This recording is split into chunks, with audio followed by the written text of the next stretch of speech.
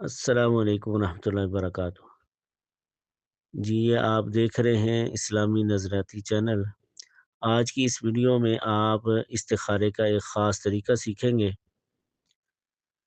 اس استخارے کو فاتحہ کا استخارہ بھی کہہ سکتے ہیں، چونکہ اس میں سورہ فاتحہ کے ذریعے استخارہ کیا جاتا ہے۔ طریقہ اس کا یہ ہے کہ پہلے آپ باوضو ہو جائیں، پھر 2 رکعت نفل پڑھیں استخارے کی نیت سے۔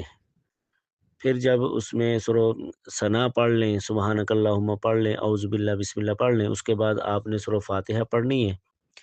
اور سورہ فاتحہ الحمدللہ سے شروع کر کے جب آپ نے اہدنا الصراط المستقیم پر آنا ہے تو اس کو کثرت سے پڑھنا ہے۔ اہدنا الصراط المستقیم، اہدنا الصراط المستقیم پڑھتے جانا ہے، حتیٰ کہ اہدنا الصراط المستقیم پڑھتے ہوئے آپ کی گردن یا تو بائیں طرف پھر جائے گی یا دائیں طرف پھر جائے گی، اور یہ لازمی عمل ہوگا۔ جب تک آپ کی گردن دائیں یا بائیں نہ پھرے، اہدنا الصراط المستقیم سے آگے نہیں پڑھنا، اسی کو پڑھتے رہنا ہے۔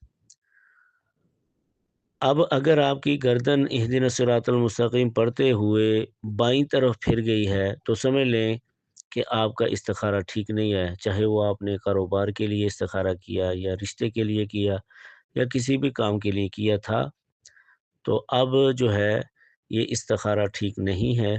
آپ اس کام کو چھوڑ دیں، نہ کریں، اس میں خیر نہیں ہوگی۔ لیکن اگر آپ اہدنا الصراط المستقیم پڑھ رہے ہیں اور آپ کی گردن دائیں طرف پھر گئی ہے تو پھر سمجھ لیں کہ آپ کا استخارہ ٹھیک آیا۔ اگر کاروبار کے لیے کیا تھا تو اس کاروبار کو شروع کریں، اگر کسی کے رشتے کے لیے کیا تھا تو اس میں خیر ہوگی، اس کا رشتہ وہاں پہ کر دیں۔ یہ علامت ہوگی دائیں طرف گردن کا پھرنا کہ یہ استخارہ ٹھیک ہے۔ جب گردن پھر جائے تو پھر اس کے بعد آگے جو ہے صورت مکمل کریں، رکعت مکمل کریں، اور اسی طرح پھر دوسری رکعت بھی مکمل کر کے سلام پھیر کے دعا کر لیں۔